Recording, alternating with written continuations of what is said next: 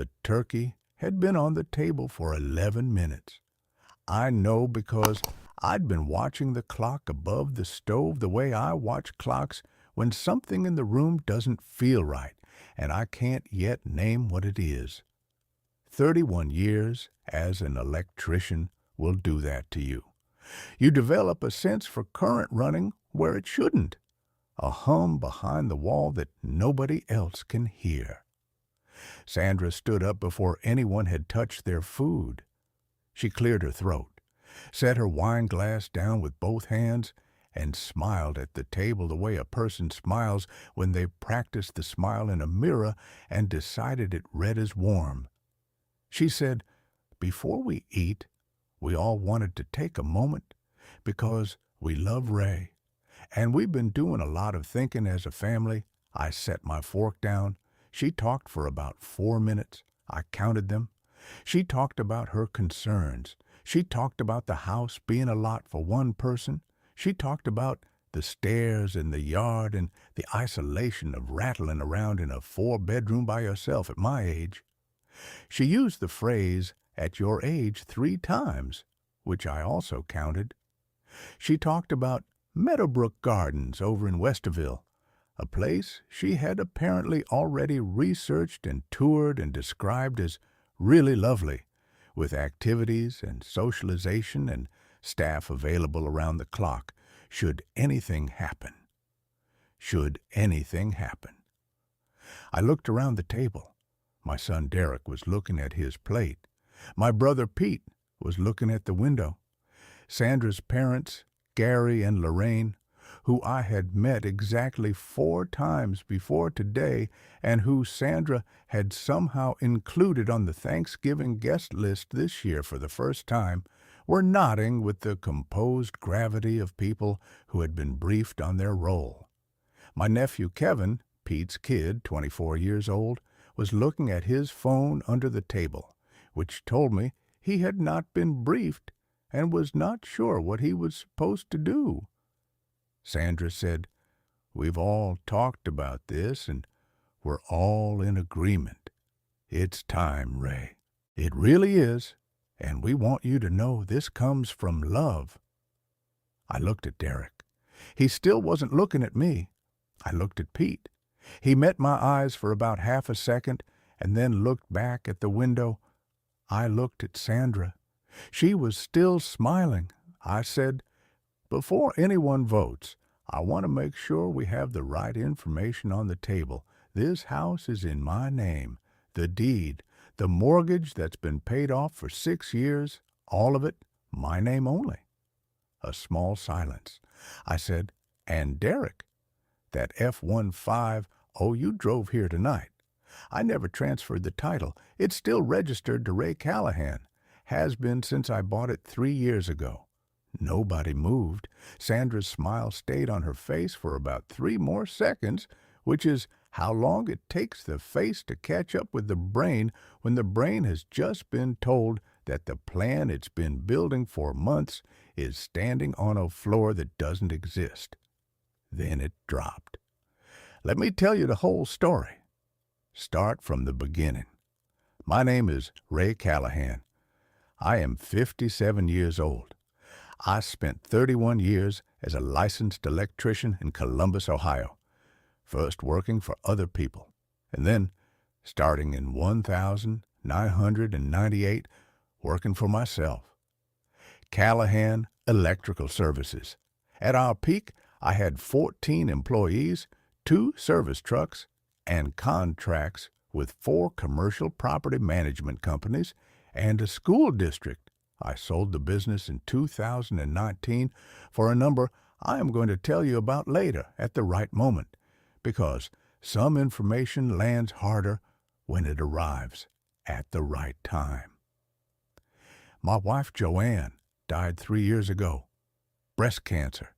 16 months from the diagnosis that we both spent 3 days pretending wasn't what it was, to the end that she handled the way she handled everything, with more grace than I deserved to witness and more humor than I knew a person could sustain in those circumstances. She was 54. She had been an elementary school art teacher for 22 years, and she had made every classroom she ever stood in feel like a place where something important was possible.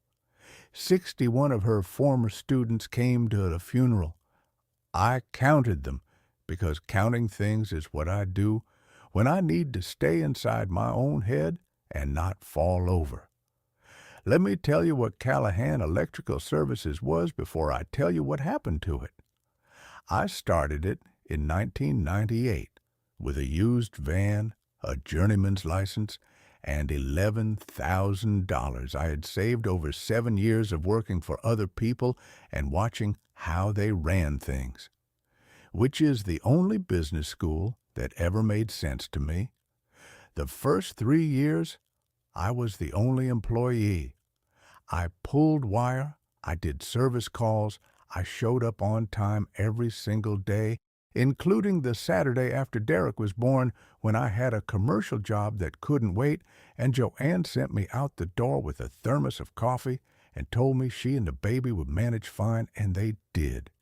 By year 5, I had 2 employees. By year 10, I had 6. By 2015, I had 14 people on payroll, 2 service trucks, a commercial division, and a reputation in Columbus for doing it right the first time. I sold it in 2019 for $1.8 million after taxes. There is the number.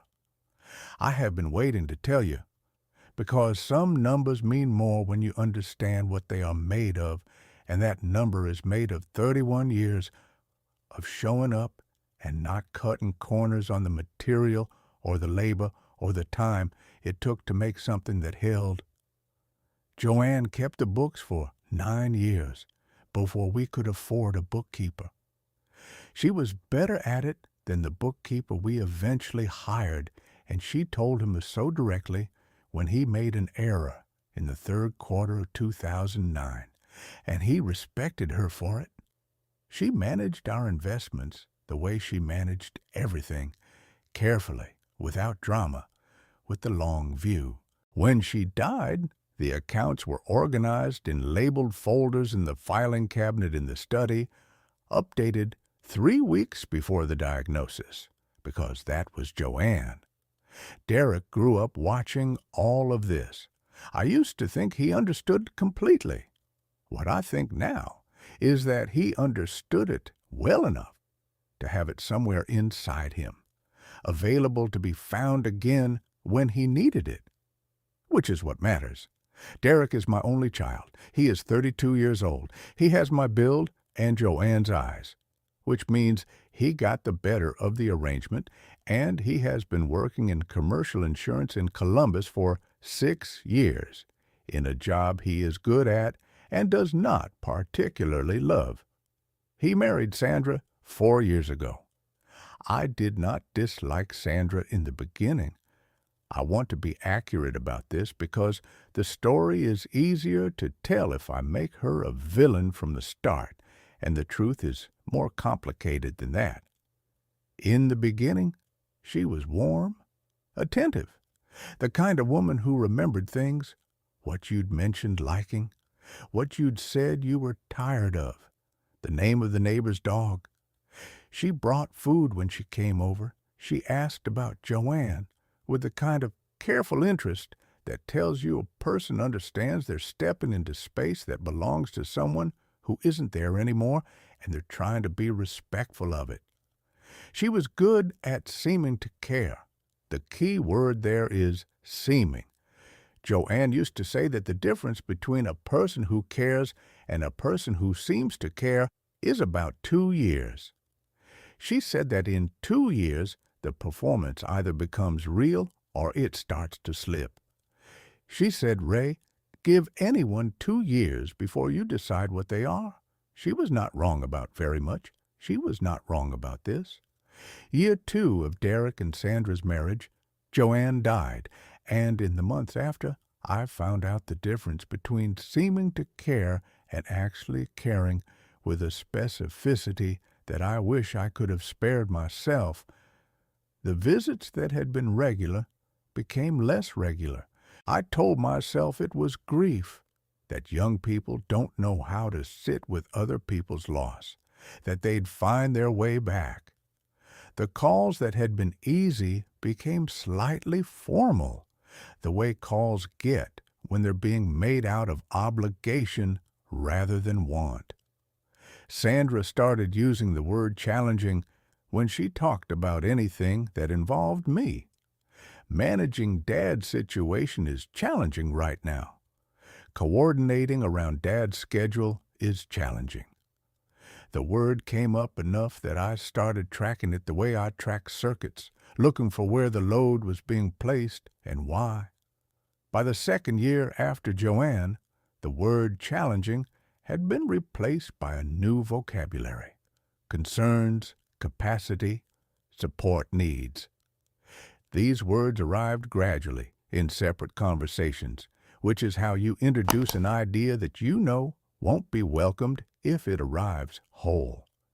You put one piece of it on the table and let it sit, then another piece, then one day you stand up at a Thanksgiving table and the pieces are all there, and you announce that everyone agrees, and you look around and everyone nods, because you have spent 6 months working them individually in private, and this is the public vote you need to close it.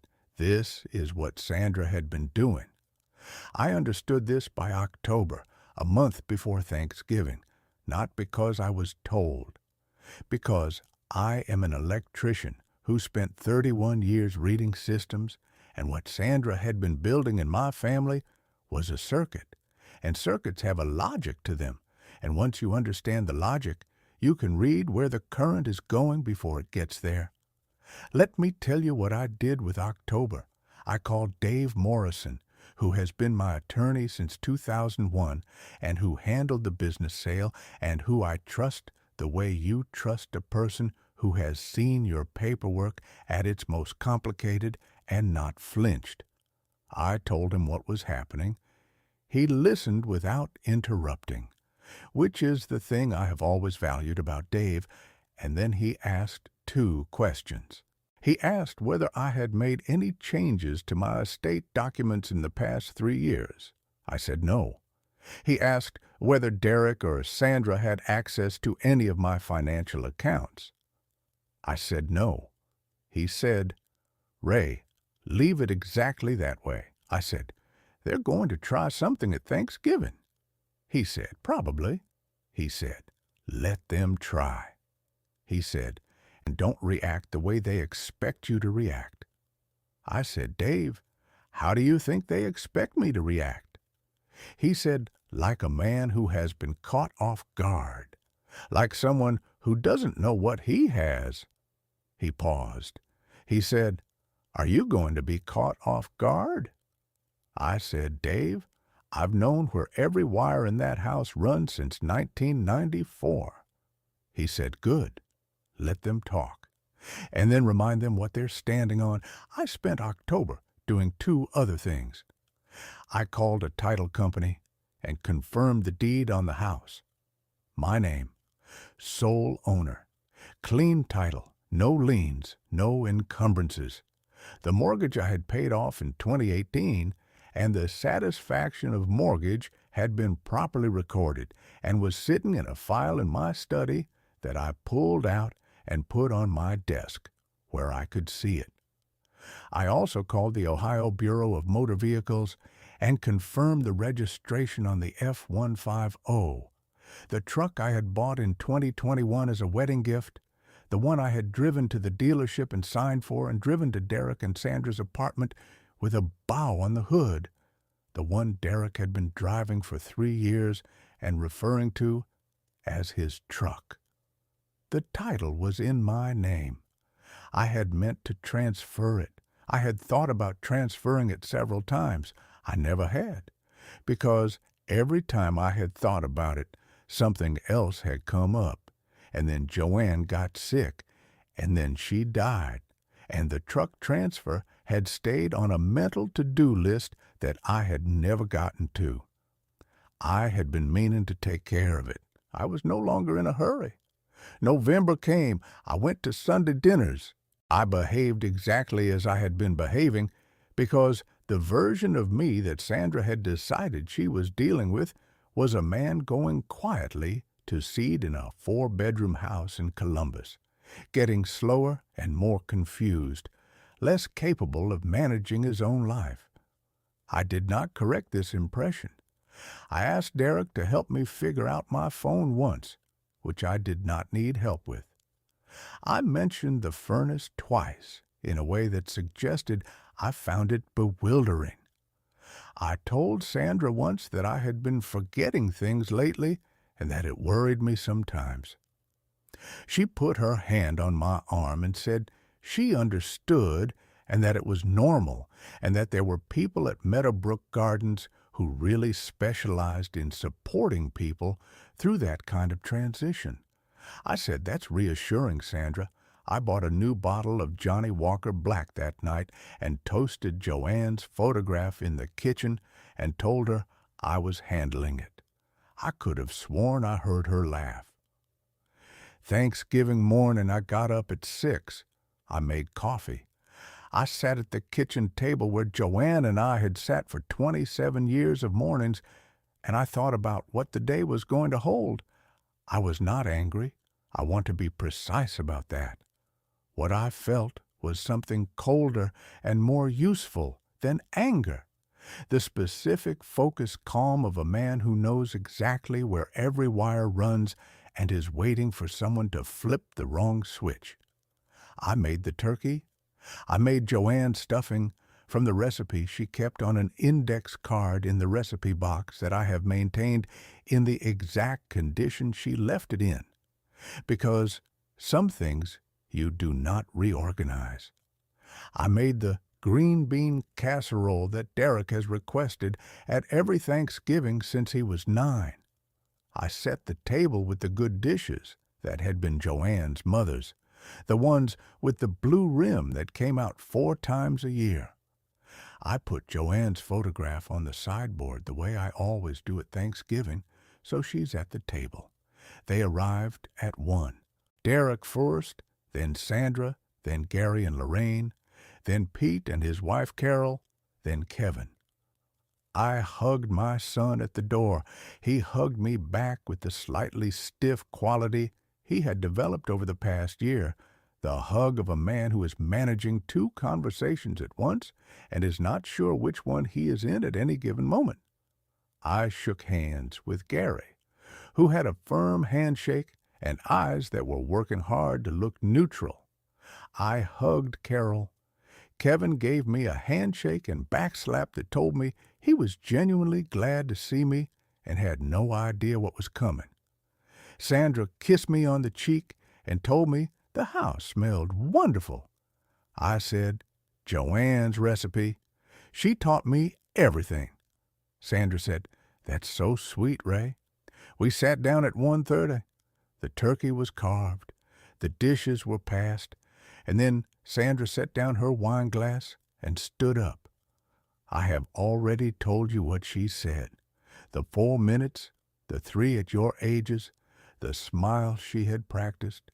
What I have not told you is what it felt like to sit at my own Thanksgiving table, in my own house, at the table where I had taught my son to hold a fork, where Joanne had spent 30 years of Novembers making things that smelled like warmth, and hear someone stand up and announce that everyone agreed it was time for me to leave.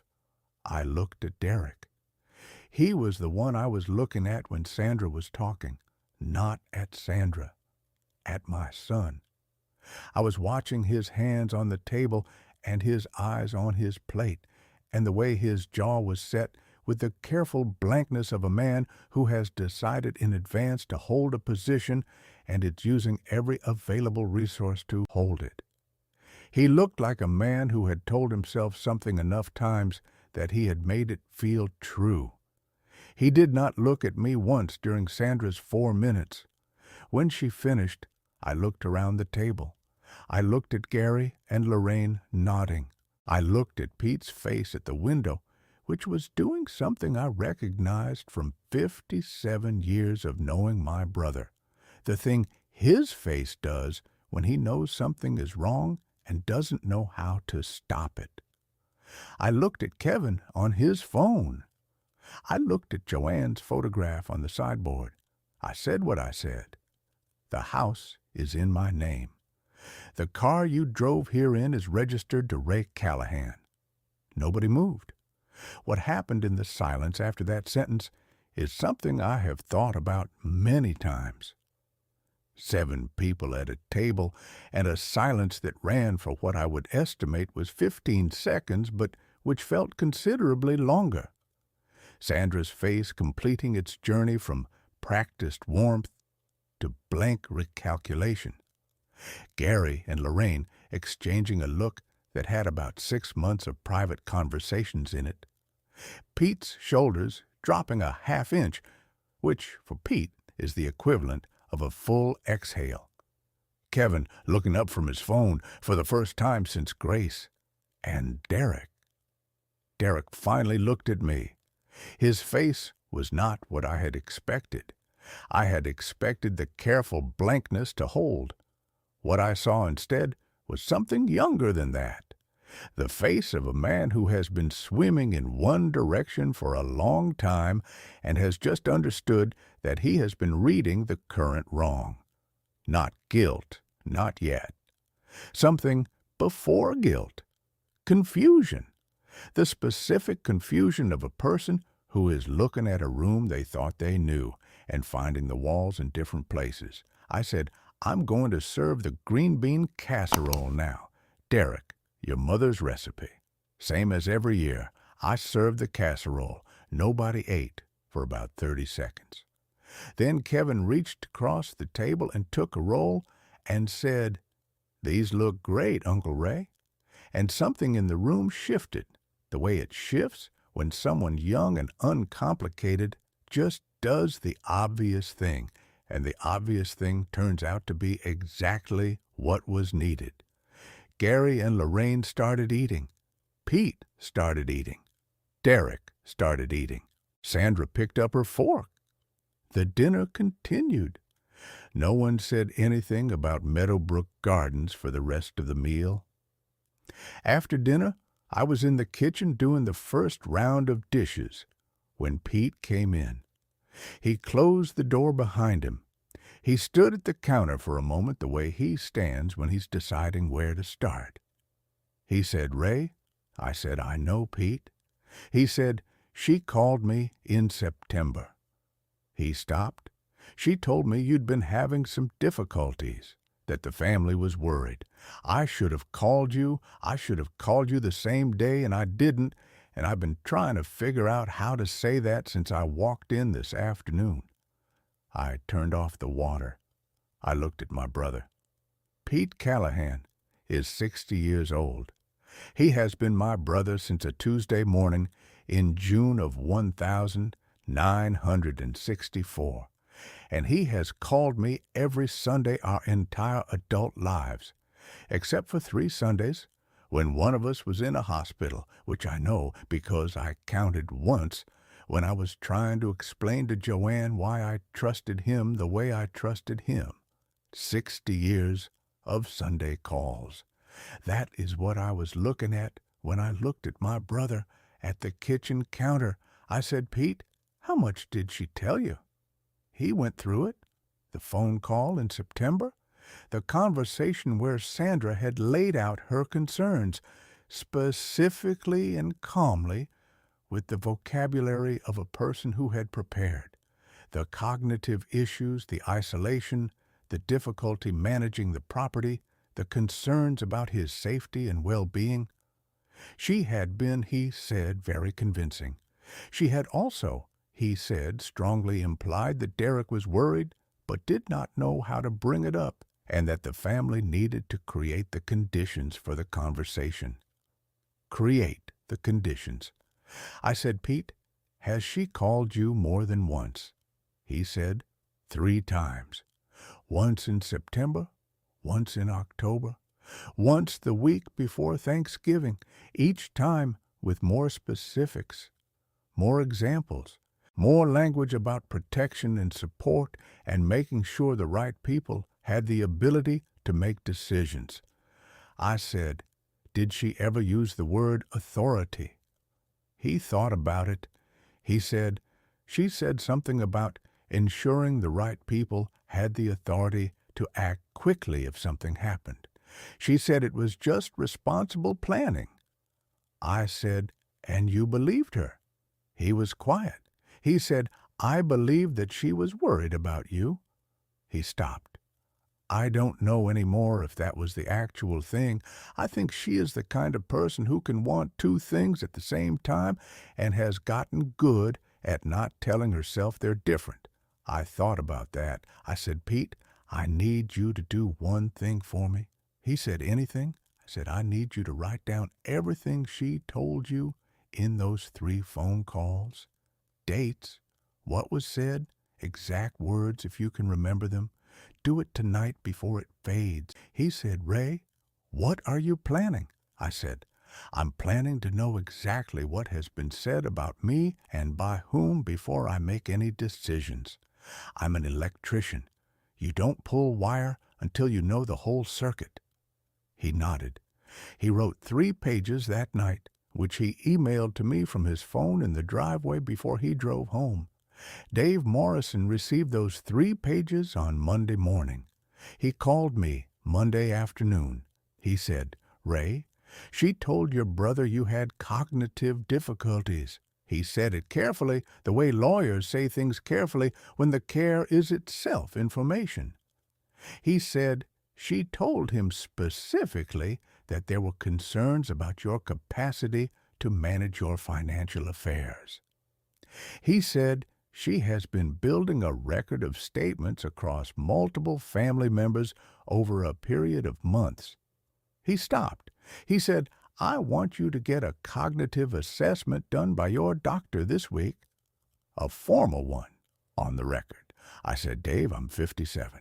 He said, I know. That's why it will be very short. I got the assessment on Wednesday. My doctor, Phil Garrett, who has known me for 15 years and who I had warned in a phone call on Tuesday about what was happening, conducted it with the brisk efficiency of a man who finds the request both reasonable and slightly absurd. He said my cognitive scores were in the 94th percentile for my age group. He said this in writing, on letterhead, signed and dated. I had 3 copies made. Dave Morrison got one. I kept one in the file with the deed and the mortgage satisfaction. The 3rd one I put in an envelope, which I did not address and did not send, and which sat on my desk for 3 weeks while I decided whether I needed it. I am going to tell you what I found out in December. Derek came to see me on the first Saturday of December alone, without Sandra. He called first, which was itself a change. He said he wanted to talk. I said, come over. I made coffee. We sat at the kitchen table. He talked for a long time. I let him.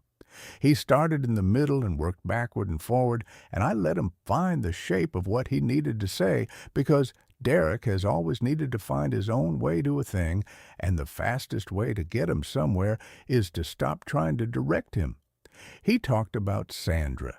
He talked about the months leading up to Thanksgiving.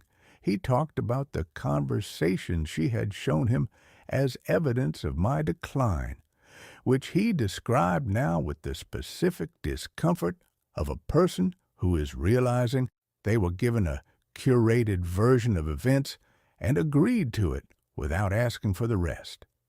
He said, she showed me texts. She said she'd been keeping notes. She said there were things she'd noticed that I'd missed because I wasn't around as much. He stopped. He said, I believed her because she said she was worried about you, and I thought, she doesn't have any reason to lie about that. Why would she lie about that? I said, Derek, what reason might she have to want control of this house? He looked at his coffee. I said, not accusing.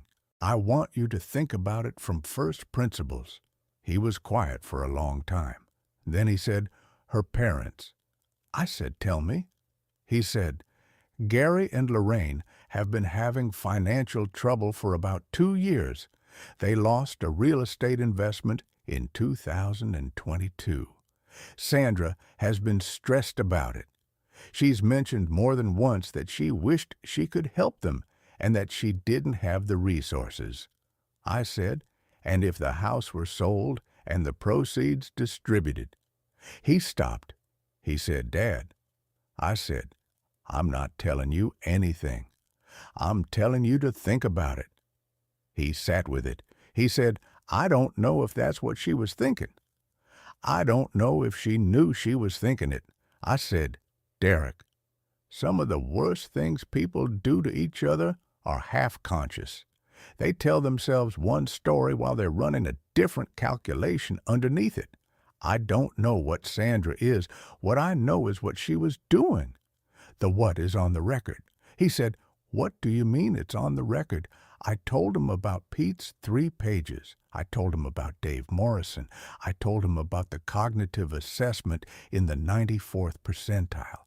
I told him about the deed and the title and the file in my study where every piece of this had been sitting since October. His face went through things I am not going to try to describe because they are his things, private to him, belonging to a man who discovered something about his marriage in his father's kitchen on a December Saturday, and those things are not mine to inventory. He said, "What are you going to do?" I said, "I'm going to do what your mother would have told me to do. I'm going to tell you the truth, and then I'm going to let you figure out what to do with it." He said, "What is the truth?"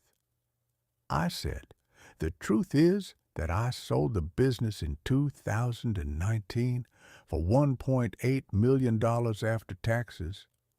I have that, plus the house, plus investments I have been adding to since your mother and I were married. I am not a man who needs anyone to manage his affairs or protect his finances. I am a 57-year-old electrician who knows exactly where every wire runs, and I was prepared to give you and Sandra a very significant portion of all of it when the time was right, because you are my son, and that is what you do for your son." He said nothing. I said, "I have not changed those plans, not because of Sandra, because of you, because of the look on your face at Thanksgiving when she was talking, and because you came here today alone to find out the truth. Those things matter to me." He said, "Dad." I said, "What those plans look like going forward depends on things that are not decided yet." He nodded. He understood what I was not saying. He drove home. I am not going to tell you what happened with Derek and Sandra, because that is an ongoing private matter between two people, and some of it is still being resolved, and it is not my story to tell in detail. What I will tell you is that Sandra and I have not had a conversation since Thanksgiving that was not brief, formal, and conducted in Derek's presence. I will tell you that Dave Morrison sent a letter to Sandra in January outlining the specific statements she had made to family members about my cognitive capacity, and making clear that such statements, if continued, would have legal consequences. The letter was 4 paragraphs. Dave told me later that he had written it in 20 minutes and revised it for an hour, because the goal was not to threaten, but to inform. And the line between those two things in a letter like that is the difference between a document that ends a problem and one that creates 3 new ones. Sandra did not respond to the letter directly. Dave told me that was the likely outcome. He said people in her position rarely respond because responding requires acknowledging receipt, and acknowledging receipt is the same as acknowledging the content. Silence was her response, and silence was, he said, exactly sufficient. What Dave did not tell me, because he did not yet know, was what I found out in the second week of January from Pete. Sandra had called Pete's wife Carol the week after Thanksgiving. Not Pete, Carol. Pete told me about it on Sunday, carefully, the way he tells me things he is not sure he is supposed to tell. He said Sandra had called Carol to say that Thanksgiving had gone sideways because I had become defensive and paranoid about the house, and that she was worried this defensiveness was itself a symptom of cognitive decline, and that the family should perhaps approach things differently next time. She used the words next time. She was already planning for a next time. Carol, Pete said, had told her she needed to speak to a therapist and had ended the call. I thought about that word. Paranoid. I am a 57-year-old electrician who spent 31 years reading systems before touching them. Knowing where the wires run is not paranoia. It is the whole job. I called Dave Morrison that Sunday afternoon. He said, "Ray, document it." I documented it. It went in the file next to the deed and the mortgage satisfaction and the assessment from Phil Garrett in the 94th percentile. I will tell you that Gary and Lorraine did not come to Christmas. I will tell you that the F-150 is currently in Derek's driveway, under a title that I transferred to him on his birthday in February, after a conversation in which I said, "This was always yours. I just needed you to know that for a while it wasn't." And he said, "Dad, I understand." And I believe he did. I will tell you that Pete calls me every Sunday, same as always, and that the calls now run a little longer than they used to, and that once last month he said, "Ray, I should have called you in September," and I said, "Pete, you called me in November," and he said that wasn't fast enough, and I said it was fast enough when I needed it to be, and he was quiet for a moment, and then he said, "I'm glad you knew what you had," and I said, "I have always known what I had." Kevin texted me after Thanksgiving, a single text, no preamble. It said, "For what it's worth, you seemed pretty sharp to me." I sent back a thumbs up and a turkey emoji, which Kevin informed me by return text was not the correct emoji for the situation. He's 24. He'll learn. Kevin came over 2 weeks after Thanksgiving on his own initiative. He is not a complicated person, and that is one of the finest things about him. He said he wanted to make sure I was okay. He sat at the kitchen table and drank coffee and told me what he had seen at Thanksgiving from the outside, which was useful information because a 24-year-old who was not briefed and was not invested in any particular outcome sees things cleanly. He said, "Uncle Ray, I didn't understand what was happening for about the first 2 minutes, and then I understood all of it." He said, "I know I didn't do anything." He said, "I didn't know what to do." I said, "Kevin, you ate a roll. That was the exact right thing." He looked at me like he wasn't sure if I was serious. I said, "I'm completely serious. You did what the moment needed." He helped me put up the Christmas lights that weekend. I told him he was using the wrong clip on the gutter. He told me he had been watching YouTube videos about it. I told him YouTube and 31 years of being licensed in the state of Ohio were not equivalent credentials. He conceded the point. The lights went up correctly.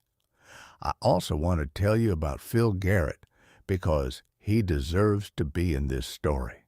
Phil Garrett has been my doctor for 15 years. He is 61, which means he is 4 years older than me and has been treating patients my age for long enough to know what decline actually looks like and what a healthy man who is insulted looks like and how to tell the difference. When I called him in October and explained the situation, he said, "Ray, how long have you been dealing with this?" I said, "A few months, building up." He was quiet for a moment, and then he said something I wrote down in the notepad I keep by the phone. He said, "The people who do this always count on the family believing them over the person being described, and they usually win that bet because families want to trust the person in front of them and feel guilty about not believing someone who seems to be expressing concern." He stopped. He said, "Bring me the assessment paperwork when you're ready, and I will sign it the same day." I was in his office 4 days later. The assessment took 40 minutes. Phil sat across from me going through it, and halfway through he looked up over his glasses and said, "Ray, I need you to pretend to be slightly less sharp, or this is going to break the scale."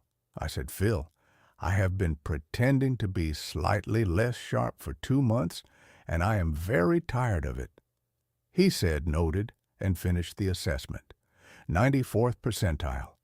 Phil signed it the same day. I owe that man a very good bottle of scotch, and I have already sent it. I still sit at the kitchen table every morning with my coffee. Joanne's photograph is on the sideboard. The recipe box is on the counter with the index cards in the order she left them. The deed is in the file in the study. The cognitive assessment is in the same file in the 94th percentile, signed by Phil Garrett on a Wednesday in November. I am 57 years old. I have lived in this house for 28 years. I built a business with my hands and my license and my willingness to show up and do the work correctly the first time, and I sold it, and I live here, and the mortgage has been paid off for 6 years, and nobody is going to stand up at my table with a practiced smile and a vocabulary they learned from a brochure and tell me what comes next. What comes next is mine to decide.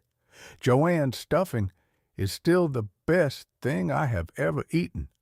I make it at Thanksgiving and at Christmas, and sometimes on an ordinary Tuesday in February when I feel like it, because I can, and because some things should not be reserved only for occasions. Derek came for Christmas. He sat in his usual chair. He ate his mother's stuffing. He did not mention Meadowbrook Gardens. After dinner, he helped me with the dishes, which he has not done voluntarily since he was 15 years old. We did them in the way you do dishes when there is a conversation happening underneath the doing of dishes, and the conversation took most of the drying cycle, and when it was over, there was nothing left unsaid that needed to be said. He hugged me at the door on the way out, the way he used to hug me when he was younger, before things got complicated, before he had a wife and a life and a version of reality that someone else had been quietly adjusting. The hug of a man who knows who his father is. I watched his truck go down the street. His truck. That's how I said it to myself. His truck. Because it is. My old man was a union electrician at the Grumman plant outside Cleveland for 34 years. He used to say, "Raymond, the man who knows what he has never has to prove it to anyone. You either know or you don't. And if you know, you can afford to wait." Sandra stood up at my Thanksgiving table and told me what everyone had decided. I waited. I said what I needed to say. Nobody moved. They thought I was the circuit they were running. I was the breaker.